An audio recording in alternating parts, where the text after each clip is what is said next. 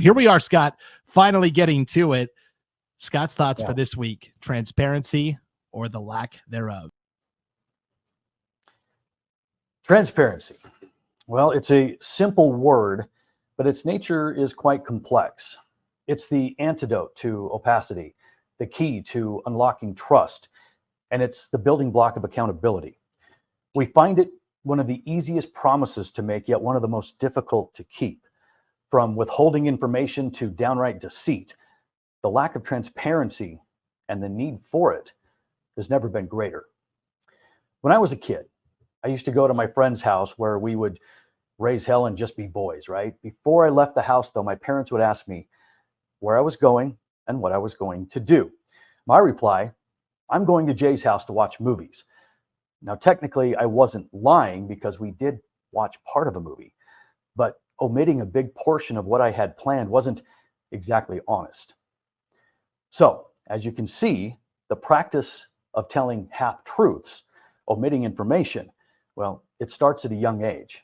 And for a lot of us, when we're older, it becomes part of our social DNA as the lack of transparency and honesty manifests itself in our businesses as well as our personal relationships. Our ability to wear masks, conceal the truth, and tap dance around the facts is rather alarming. And the erosion of trust, which we have in each other, our institutions, our leaders, doesn't leave us much hope moving forward. Now, the notion of transparency and the lack thereof can be a bit of a tricky web to untangle. Not only are we bringing in concepts such as deceit and lying, it's directly tied to morality, character, trust, and accountability. So why does this continue to be a problem? Why do we have such a difficult time telling the truth? And why do we see transparency as a weakness? And why do we now, more than ever, need that from our leaders and each other?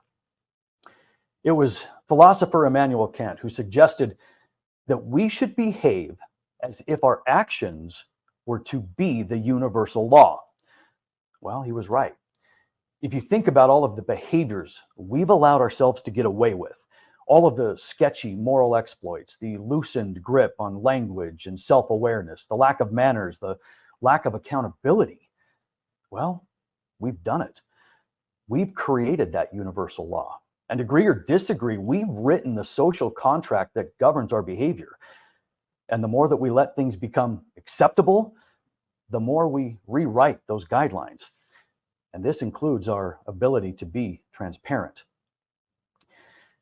In the world of business, integrity is the cornerstone of true leadership. It is the quality that earns a leader the trust and respect of their team, their clients, their constituents.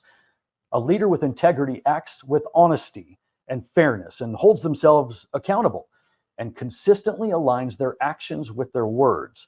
They make decisions not based on personal gain, but on the greater good. The consistency between their values and their actions serves as a model for ethical behavior, creating a culture of trust and transparency.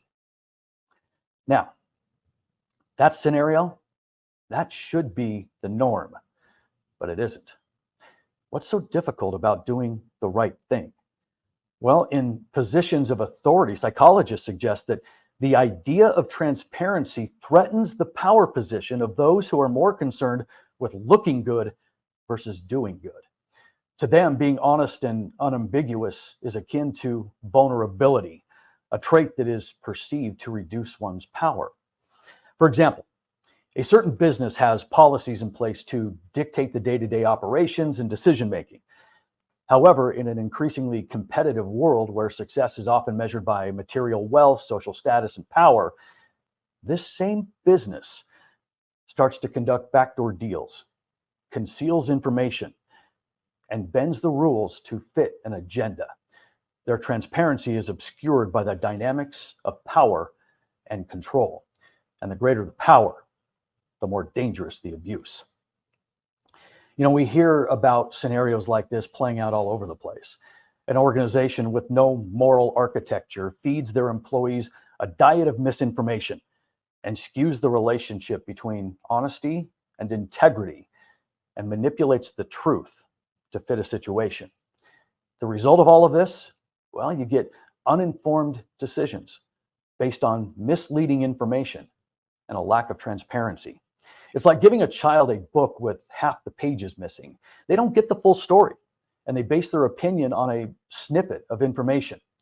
And in turn, these practices create a culture where honesty is sacrificed on the altar of success. Sounds like most news organizations and certain political platforms, doesn't it? No wonder we don't trust anybody. Now, aside from the power grab that consumes so many of us on our journey to full disclosure, there's another level to unpack which helps explain our inability to be transparent. It's the rise of digital communication and social media, and it has contributed to a landscape where dishonesty can thrive. Online platforms often provide anonymity to fabricate truth and spread misinformation. And the internet has facilitated a rapid spread of deception, allowing it to reach millions of people in a matter of seconds. You know, a lie can travel halfway around the world while the truth is still putting on its shoes. And I share this just to illustrate the power and deception of the online world. And within this online world, we find the romance. And that romance is with social media, where we get to display our highlight reel, showcasing the very best version of ourselves. And it's the furthest thing away you can get from transparency. And as we juxtapose fantasy and reality, make-believe will always win, destroying our ability to paint an accurate picture of ourselves as we cover up our mistakes and imperfections. And for a lot of us, it's the inability to show any weakness, to show vulnerability, to admit that we aren't perfect. And that perpetuates the lie that we tell ourselves and each other. Look, we all want to appear better than we are and fudge the truth just a little to swing the adoration in our favor. It's human nature. But just like we've become obsessed with the appearance of things, the glitz, the glamour, the headlines, the likes, we've allowed it to distort reality, where natural beauty takes a backseat to filters, where our merit is weighed in followers and impressions, but not making real impressions. We choose to operate in the darkness and not the light. And thus, along the way, we fill our cups with half-truths about ourselves and our shortfalls, never embracing them, never growing. And each time we engage in shielding our true selves from each other, we nudge our character just a bit further from the anchor of integrity and more toward a more ambiguous moral stance.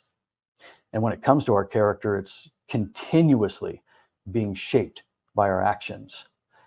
But it's more than just being open and honest. It's about addressing its soulmate, accountability. Transparency without accountability is like a ship without a rudder. It looks nice on the surface, but has zero direction. And what's accountability without transparency? How can we be accountable for actions that we keep hidden? Accountability is the ethical thread that binds us to our deeds, so the line between truth and deception doesn't become arbitrary. Now, if you look around our world, we don't know what to believe anymore. We have leaders lying to our faces with no conscience and no consequences. News organizations bending the narrative to fit an agenda. A social media world that makes Alice in Wonderland look like Mayberry. We need, now more than ever, to take a step back and have an honest moment with ourselves, to look in the mirror at how well we've been upfront about our business practices, genuine with our feelings, and transparent with each other. It's not easy to show faults, to admit mistakes, to let people in, to see the real you without fear, without repercussion, without judgment. We are so accustomed to disguising ourselves from others that in the end, we become disguised to ourselves. Being transparent is not just an act of communication, it's an act of bravery. It's about bearing our souls, sharing our vulnerabilities, and opening ourselves up to the possibility of deep connection as well as the risk of being misunderstood and even rejected. In being transparent, we offer the rawest form of ourselves, including inviting others to see us, to know us, and to accept us as we truly are. But in this vulnerability lies immense power, and that power is to connect, to heal, to grow. So in the end, be real, be honest, make mistakes, have faults, and own them.